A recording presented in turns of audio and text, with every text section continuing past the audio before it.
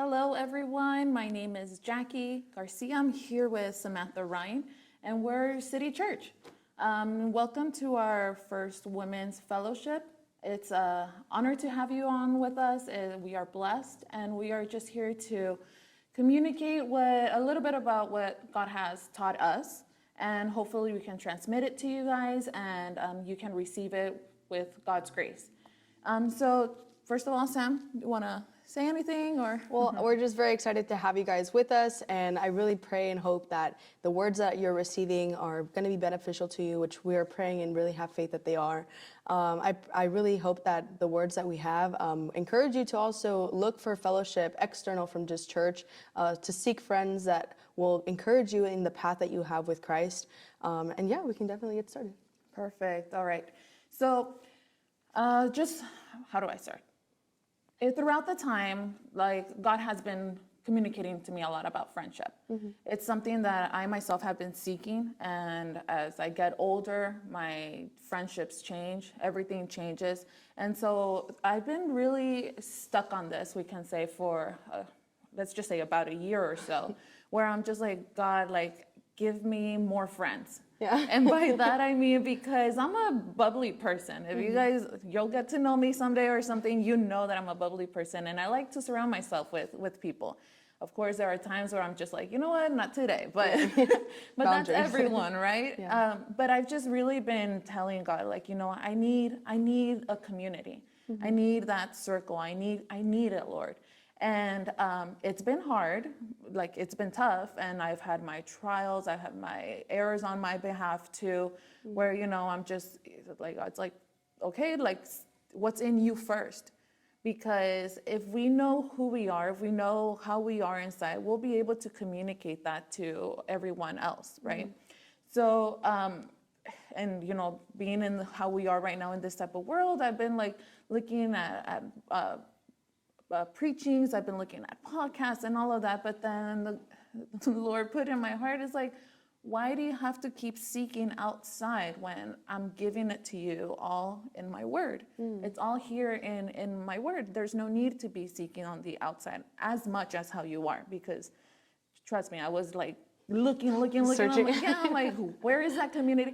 Believe it or not, if I show you guys right now my Facebook groups, I have probably 4 or 5 that I have joined, which is terrible. But that just goes to show that I am truly looking. Yeah. But we need to start that on our own too. Mm-hmm. If we're not finding it elsewhere, then why not us start it, mm-hmm. right? So that's just something as to where I'm at. I'm really seeking for that type of friendships, a community base, right? I don't know if you're in that same boat as me. Yeah, definitely. Definitely, yeah. I feel especially being a teen and trying to find friends who have the same type of faith, share the same emotions that I have when it comes to my relationship with God. It's hard to do that in college. Not everyone, there's such a high population that really just rejects Christ. Yeah. And it's hard to feel free to express that in school. And I feel if I can't find it at school, I can't find it at home, or I can't find it somewhere where I can stay for a long time and just mm-hmm. dwell with people who for sure share the same sentiment. It's definitely harder to. So I'm in the same boat. I agree. Yeah. It's definitely tough. One of the things that really resonated with me as I was seeking and all of that, it was this phrase that we have friendships for reasons, seasons, and lifetime. Mm. And that is something that really just hit me hard. I'm like, you know what? That is so true. Yeah. We do have friends just for reasons, seasons, and lifetime friends. Mm-hmm. And you might be asking okay, what's my reason? So the funny one that I can come up with, or that I can think of, is your doctor becomes your friend, because you trust your doctor. Your body, your life. You're trusting your doctor, but that's your reason. Yeah. That's a reason type. Mm-hmm. Your doctor becomes your friend. That's your reason, and you're trusting them. You're giving them everything. You're giving them your weight, which you don't give to anybody. At least I don't. You're giving them information that's just the unknown to everyone, right? Mm-hmm. So that already is it's a trust relationship. Mm-hmm. You're building that connection. Yeah. So that's a reason as to why that doctor becomes your friend. The seasons, it's as you're growing, right? your, like, for example, my daughter, she has friends right now. Are they going to become her friends later on in the lifetime? Maybe, maybe not, but more than likely no, because we move around, everyone changes. So that's a season. We have seasons in our preschool ages, we have a season in our middle school, high school, even college. Those are our seasons. Those are our seasonal friends, and they're there to help us out throughout that season. So if we're going through certain things, as in studying, we'll have that study group of friends, right? You have those. So that's your seasons right there. And then your lifetime friends, those are like, I guess you could say your ride or die friends, your true like OGs and whatnot. But if you think about it, who really are your like ride or die friends, right? They're probably like about 3 people, maybe, if you really think about it. It's like about 3 people that you're like truly feeling connected with, that they know you from when you were like young up until you're older and whatnot. Those are like your lifetime friends, right? So that's something that I'm like, okay, that actually means a lot, right? What do you feel about that? I feel like whatever you're saying is so true. There's definitely friends that come in parts of your life, and definitely something that I started, I guess you could say, like managing in my life, is also letting go of those friends when it's done with that season. Or just recognizing that there's no connection anymore. After that season passes, like there's nothing else that keeps you together as friends aside from that specific season. Like you can't connect anything else. And I feel like it's really good to recognize that, and also that it's okay to let go of those friends. And it's not saying like, okay, you're never seeing you ever again, and like we're angry at each other. But it's just recognizing like and maturing, and saying like, okay, well, thanks for being my friend in the moments that it was useful to both of us. But now we're moving on different seasons, and that's where we come to separation. Yeah, and that's that is something that is very tough, we can say, in church. Because it's sadly to say, whenever we move around or something, like you move from city or something, you start off going to somewhere different. What happened to those friends that you grew up with? Right? Like I personally, like I think about those people. Like I remember people that I went to church with when I was 10 years old. But it's like, what happened to them? Like, why couldn't we continue with at least that, I think the word is amicable relationship, like that. Like, why can't we just say, hey, what's up? Or how are you doing? Or just all of that. But sadly, many times it's just like, oh, you're gone and forgotten. Like, I don't want to deal with you. You're there. I'm going to turn my back on you. We're walking. We see each other in the grocery store. I'm going to turn right into the milk section. And you go left into the freezer section. You get me? So, like, oh my goodness, I see it. Like, why is that environment set up naturally? And it shouldn't. You know why? Because, like, it's all foundational in the Bible, and Jesus tells us to love one another, right? And we need to love one another the same way as how Jesus loves us. And you got to think about it. If Jesus loves us so much that we're a large population, like, and he's able to just be able to love everyone unconditionally, like, why can't we do the same? Why do we always have to think like, you're gone and forgotten and I don't want to deal with you anymore?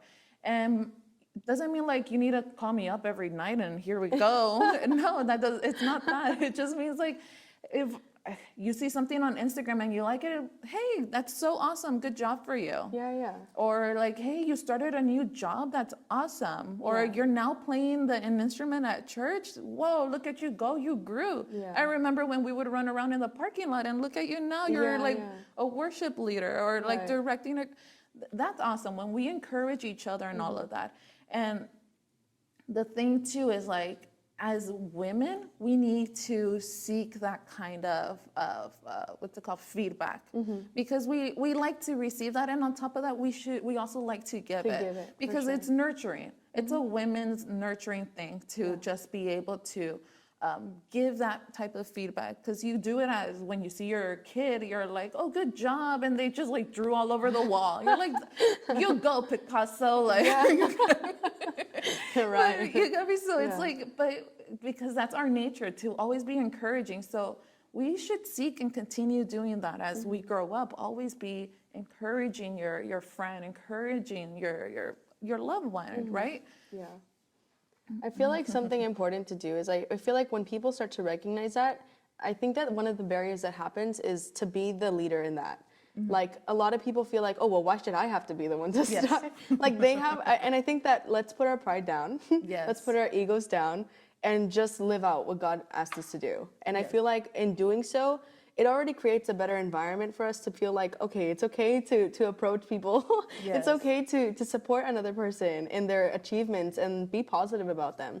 And I Yes. feel like instead of creating and adding to the barrier of creating that environment of negativity, let's break that barrier, be the changers, and really take on that leadership of like, you know what, like, I don't care if they are going to do it back to me. The reality is like, this is what I know God called me to do. Let's do it anyway. Yeah. That's very interesting that you say that because we always do that, right? Well, he stopped talking to me. I'm not gonna like. She stopped. I'm not gonna be the one that's gonna start that relationship. But it's like, no, you need to stop. Well, not you. I'm sorry. We need to stop. Think and say, you know what? I'm gonna let my pride aside. I'm gonna just leave it, and why not? Because you know what? That person might be going into something so hard that they need someone to reach out and lift them. Yeah. And that's what we need. Like, we need to reach out because you just don't know the circumstances that someone might be going through. And if you go ahead, like, we take that extra step and we just reach out and say, hey, how are you doing? You're okay? I've been thinking about you.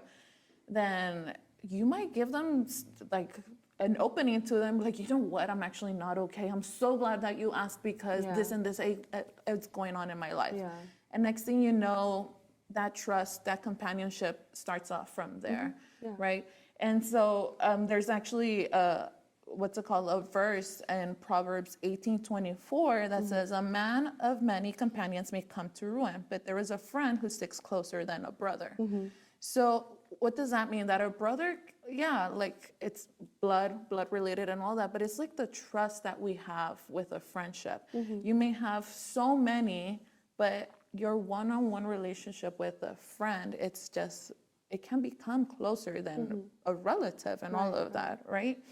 Man, so it's tough, but we really do need to like leave our insecurities, our what's it called, our pride aside. Yeah, I feel like something that also incorporates that, aside from just like our pride and putting up that barrier, it's also being petty, guys. Like, like sometimes women, and I feel like it just has to be said, but women can definitely be pettier because we take the emotion like to heart.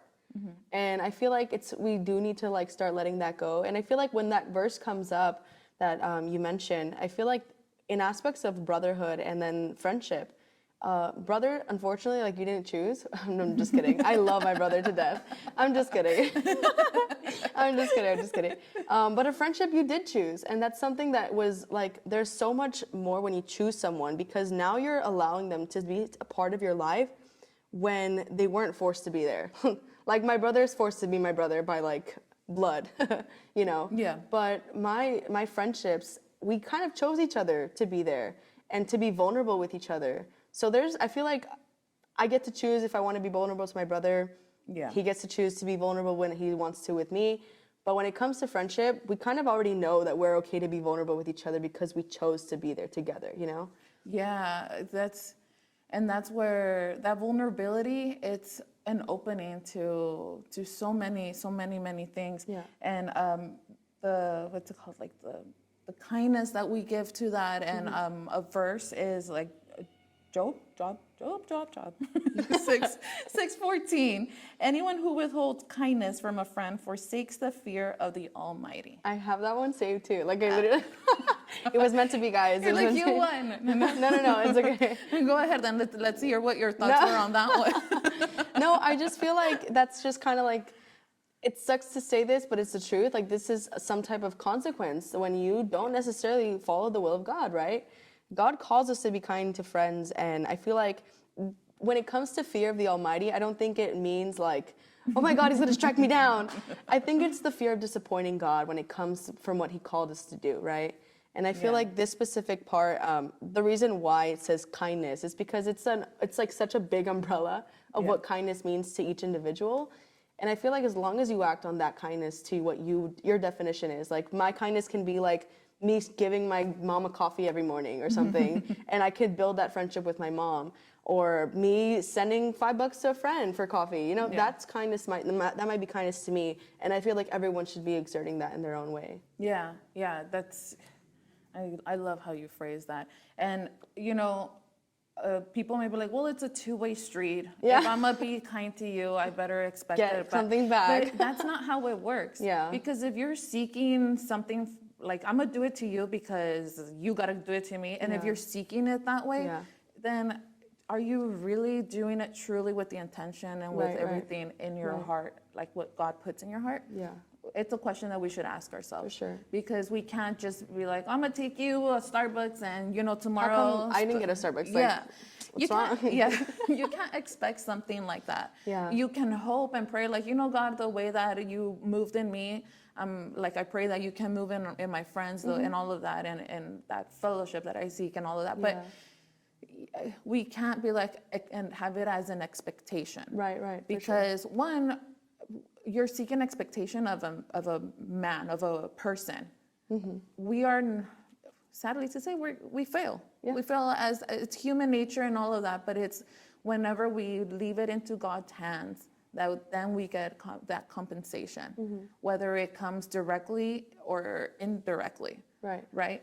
And then another thing too that comes a lot with the friendships is like, what do we do when I feel like I need to isolate myself from everyone? Right. Like, you know what? Like your social battery's dying. Yes. For sure. Oh my God. Like, that happens so much. And it's so sad to admit that, but I am human. And that isolation happens. And there comes a time where okay.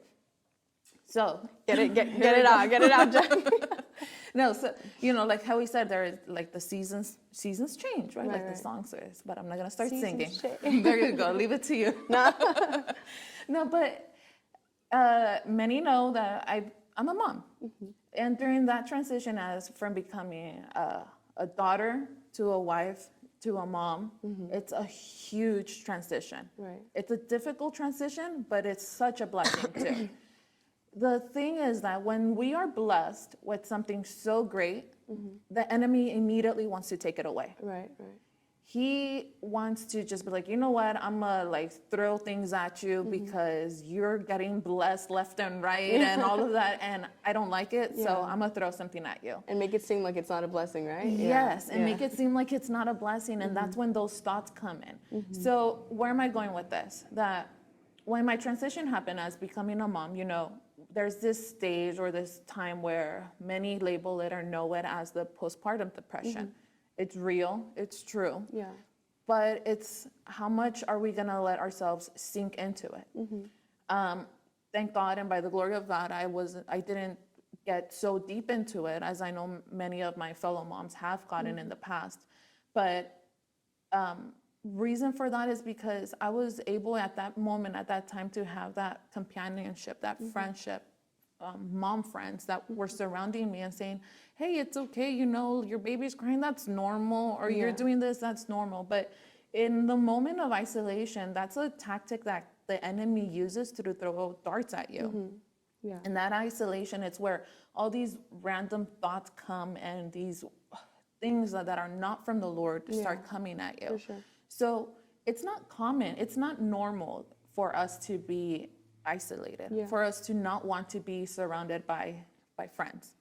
Because like it's something biblical. If you see, Jesus says, you are my friends. He calls people, he goes to eat at people's houses. Like he enters people's homes, whether it's messy, dirty, clean, whatever, it's a small shack. He enters their home and doesn't go in there without any judgment. Right. So it's that, like, he goes and becomes someone's friend.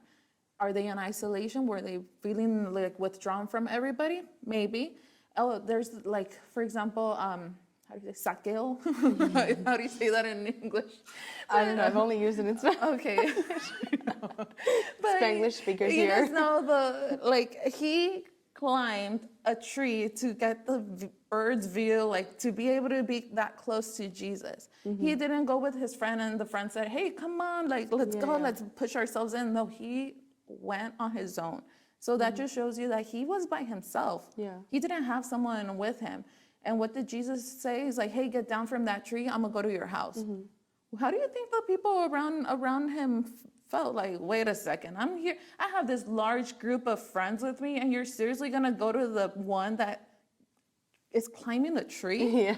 But that's Jesus, right? Yeah. Like he knows exactly the intention of the person's heart and what is it that they need. Yeah, and I feel like to kind of connect it, kind of what I'm like clicking in my head right now is like the genuine effort that people put in. And I feel like when it came to like Eric's preaching yesterday, I just kind of reminded me of the genuine effort that we put into seeking a relationship with God. And I feel like that's where it goes into, right? Like there's a reason why God chose or Jesus chose to meet up with him instead of the other group. Yeah. Because of the genuine effort that was in his intention of his heart, right? And you saw that. And so I feel like when it also comes to friendship, like, of course, your friends are going to recognize the genuine effort that maybe one person might put in. And maybe at the same time, this actually happens. Like, people actually might beat themselves up because they're like, I can't be there yet. Like, how come I'm not there yet? Yeah. And I feel like that's also an important topic to touch on, for sure. Yeah. And the name Comparison. is Zacchaeus. Zacchaeus, there you go. You know, that's what happens when you grow up in the, like, just Hispanic. you're like, Zacchaeus, bájate de ahí. Yeah. But yeah, like it's that intention and all of that. And one like the verse on Ecclesiastes 4:8 and through 10. I'm not gonna read all of that. That's on my You're notes pointing too. to it. So.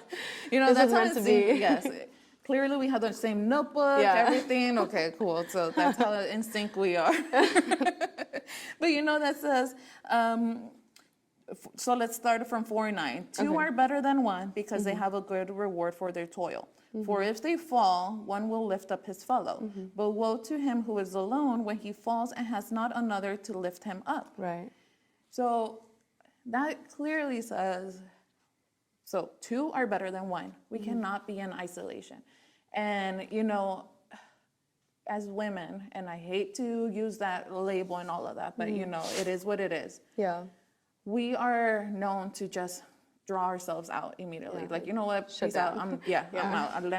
I need my me time. I need all of that. And Yeah. it's true, you do need your me time, but how is it that you're gonna use it? We'll touch on that later. But where I'm going with that is that we need to seek that companionship. For example, if Sam, I can come to you and I'd be like, hey, you know what? I'm having such a hard time with X, Y, and Z. You're gonna be there for me as a friend that you are. You're gonna be there for me, and the most important thing is like you can even pray over me and be like, because that's where my weakness is right now, and that certain thing. For sure. And with a friend, you'll be there to help me up, and you'll be like, we got this. Yeah. Like, I'm not gonna let you surrender to this. I'm not gonna let you fall down to it. I'm gonna get you. I'm gonna help you up, and we're gonna be together in unity. Yeah. And that's where God rejoices, and then the enemy gets shut down Yeah, for sure. because the enemy does not rejoice in unity. Yeah. He doesn't.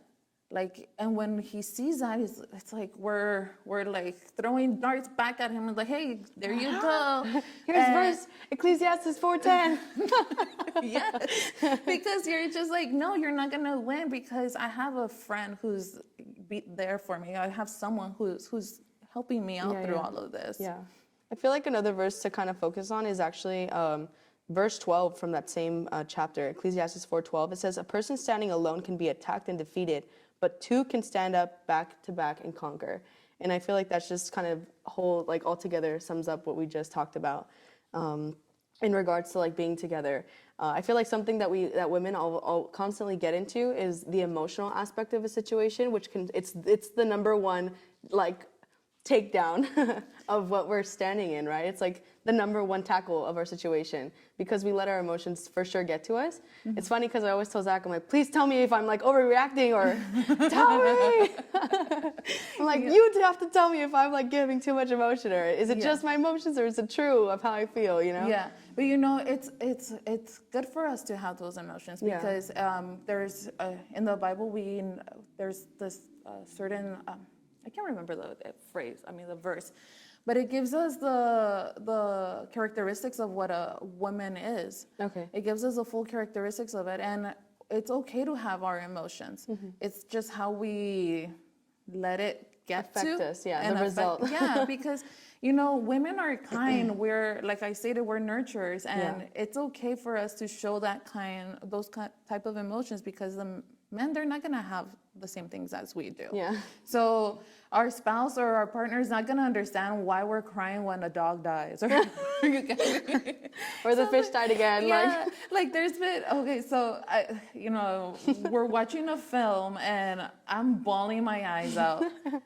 Ezra won't understand why. He's like, here you go, crying. I text my friend. I'm like, hey, girl, did you see this episode already? She's like, yes, I cried. But you get me? Like, that's how we are. Like, I had to text her and be like, do you know what I'm talking about? And she's like, yes, I totally get it. Yeah. No, I was watching the show The Chosen.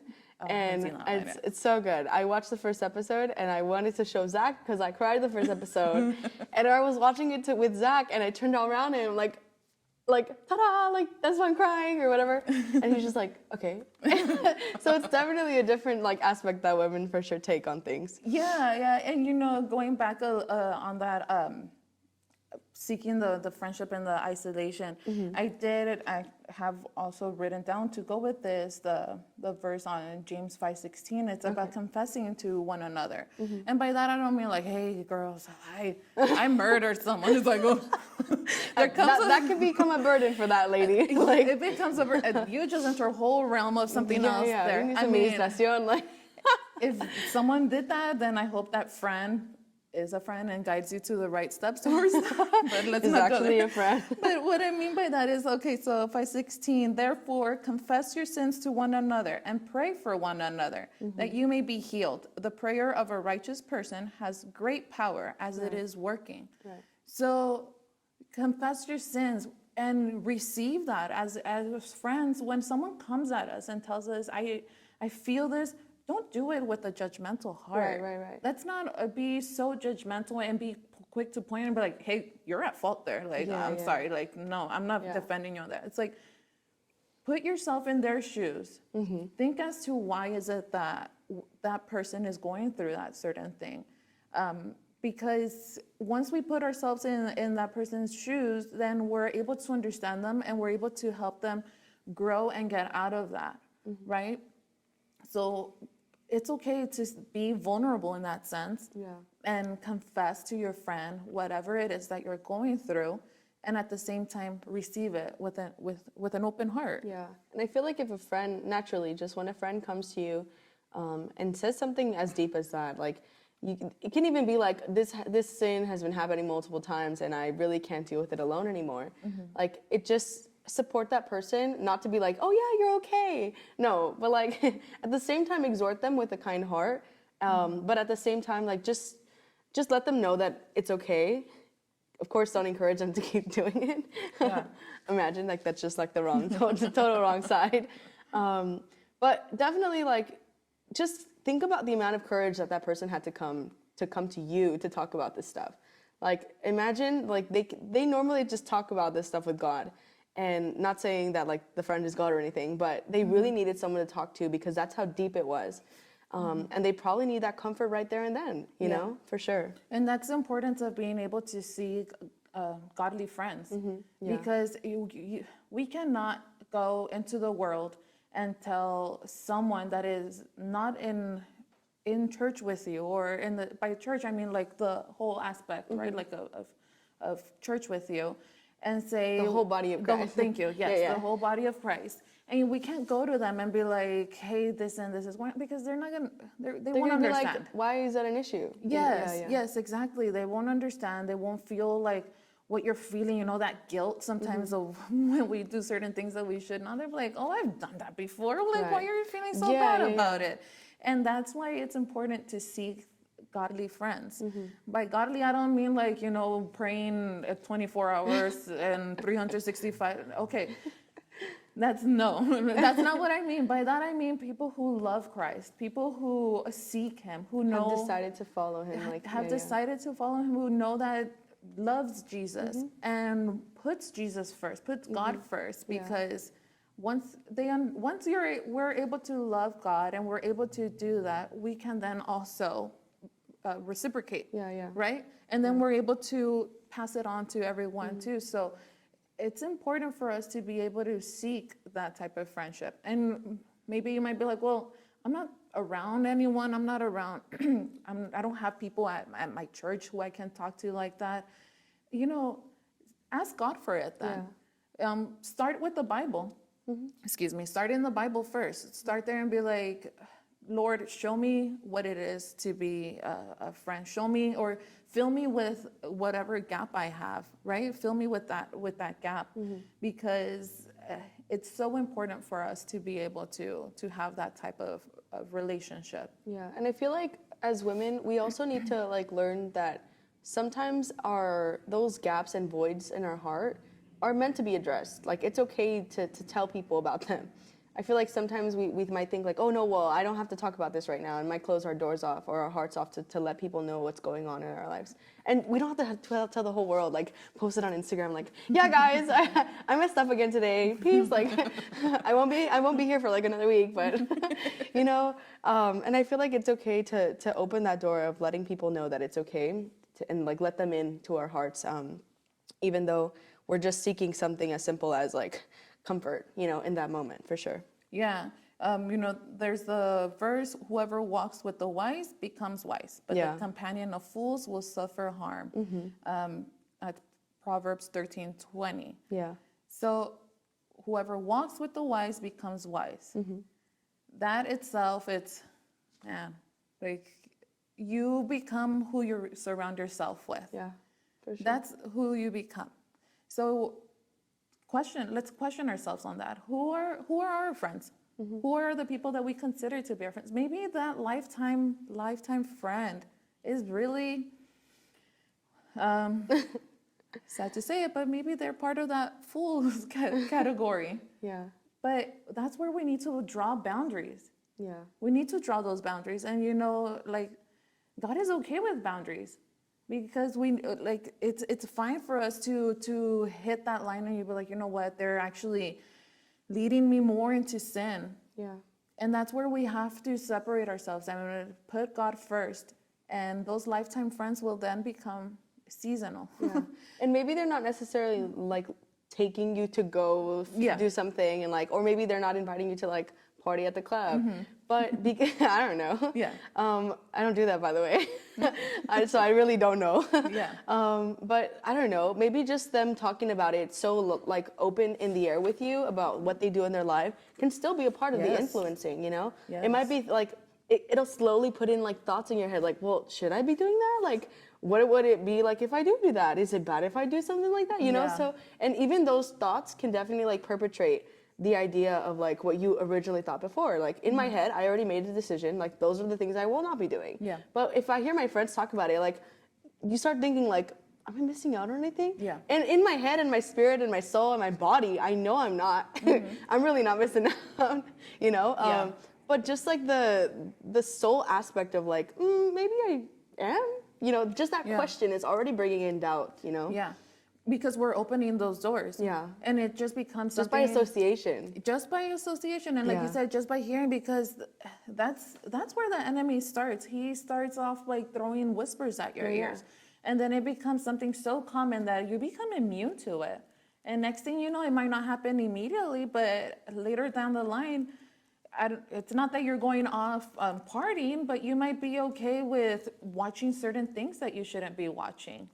Or you got me? So we're opening those doors, and just by, like you said, hearing that, hearing things, it's tough. So we need to be able to, like, step aside. For sure. Be like, thank you for that time, for that friendship. I still have genuine love for you. I still love you as a child of God. I love you, but it's time for me to step away. Disassociate. Thank you. Yeah, just to slowly disassociate. Yeah. I feel like a verse that kind of like, I just kind of came to me right now that we're talking about where we're hearing from. I feel like when it comes to Romans 10:17, so faith comes from hearing and hearing through the word of Christ. That means the enemy can also attack us through our hearing, meaning that if we listen to hear and have faith, if we listen to the word, if we read the word, if we are listening to preachings and growing faith through that, that means that easily through hearing, our faith can also be persecuted through that same, like the same tunnel, you know? Yeah. And that's definitely where the enemy tries to take advantage of that part, with even through our friends, people who we enjoy hearing from, right? Yeah. Yeah. Yeah, there's like a what's it called? A saying. I hear it more in the Spanish one. Like, tell me who you're with, and I'll tell you who you are. Yeah. I think I translated that correctly. Okay. But I don't know Tell if me who you. your friends are, and I'll tell you who you are. Yeah. Because if, and that goes to like a verse. Bad company corrupts good character, because you might be that one good apple in the whole stack of like moldy apples. You're eventually going to become a moldy apple. Yeah. We see that at the stores, right? Do you pick, like, for example, I go getting the raspberries, I turn it around, I like check it good to see, is there at least one that has some sort of moldy look? Or like gross looking one. Yeah, like I literally turn that thing, I'm like flipping it, and I take my time on it because. Girl, I just opened the thing really quick, like. Yeah, but I like take my time to see, is there at least one bad raspberry in there? Because if so, that's going to immediately contaminate the rest of the berries. So let's think of that in the friendship aspect. If we're going to surround ourselves by moldy or companions, people, that's going to come Affect in. us That's one going way to or affect another. us Yeah. one way or another. And and what do you do there? Once you become a bad apple, where do you go? Because you're then still surrounded by the same relationships. Yeah. Right? So that's when it becomes harder. Becomes a lot harder to get out of. So when you know it off the bat, when you know it already that something's going on, then let's get ourselves out of it. Right? For sure. Let's get ourselves out of it. Just quickly, I did want to mention that, like, when I was looking into like the friendship ones, friendships topic, something that came into mind, or it was the friendships of the three men. They're the ones in Daniel chapter 3. There were three men who what's it called? They didn't follow what the king was saying. The king wanted them to bow down and worship others and all of that. Worship him, I'm sorry. But the three men became loyal to God. They're like, no, we're not going to do that. They immediately just said no. And what ended up happening? The king got upset and he threw them in the fiery furnace. But what happened there? The fire did not consume them. Right. Because they became loyal. They remained in God's path. And anyone who entered, like it even says in the verse that even the guards that opened up the gates or opened up for the men to enter immediately burned. Like they didn't even enter; they just opened and they burned. Yeah. So those men went inside, and they were not consumed by that fire because God protected them. And where am I going with this? They surrounded themselves with God-like men. Yeah. They surrounded themselves by the same people. It's like the same DNA. Yeah. Like they surrounded themselves. So it's like, imagine if one of them was by themselves. Maybe that one would have given in and be like, you know what, King? Yeah, I'm all for that. I'm gonna go ahead and bow down because when Fear would have entered, like, okay. Yeah, you're by yourself, so you are opening like the doors to all of that. But no, they were together in unity, all three of them, and God protected them for remaining loyal, faithful. God protected them. Yeah, definitely. Yeah, and so just I want to recap that. Let's seek that friendship. Let's seek it. Like, let's not just wait and sit down. Of course, pray, ask God to show you who to be friends with. Yeah. Because, like I stated, maybe the ones that we're surrounding ourselves with are not the ones meant to be. We can pray for them and hope that God can do something in them, but it's not the time at the moment. And so let's just ask the Lord to first reveal to us who is it that He wants in our path. And, by that, this is one of the reasons why this is important. Because once more community comes, like we join more, of that fellowship, we'll be able to talk with one another. Well, like you'll be able to talk with someone maybe around your age, or I don't know. I'm just saying on that, but or maybe you find someone else that you would like be more in companion with. You get me? So this is why like it's important to seek that fellowship. It's important to seek that friendship. And if you're looking for that, if you're someone that's at home right now listening or sitting down, like know that there's a church that the body of Christ who is there for you, right? And we pray that you can seek and you can find that companionship, that fellowship that you seek. Definitely. And I feel like when it comes to having friends that you know that maybe aren't in the path of Christ, keep praying for them. Maybe this is a tough topic to talk about when it comes to friendship, especially if you already have a close friendship that with people that you feel are close to you, but they're not necessarily in the path of Christ. Just keep the words that you heard today in mind and really pray about it and ask God for the path on how to, if it is in God's plan, to how to disassociate with them without eliminating the aspect of letting them think that you don't love them anymore. And so I really pray for everyone out there who is in a situation, and just let you know, like, we're in that same situation anyway. You're not alone, and we're always here for you. I know I'm here for you, you're here for me. And we're all going through the same situation. And I feel like a verse to kind of talk about it all together is 1 Thessalonians, I don't know how to say it, 5:9-11. Says, "For God has not destined us for wrath, but to obtain salvation through our Lord Jesus Christ, who died for us, so that whether we are awake or asleep, we might live with him. Therefore, encourage one another and build one another up, just as you are doing." And if you're not doing that yet, let's get on the boat to do it together. Yes, definitely. So thank you for tuning in, for joining us. You are always welcome. City Church, you can find us at citychurch.official on Instagram and on YouTube and Facebook as well. And just know, you always have a friend here with us. So come and join us anytime, and we love you. God bless you all.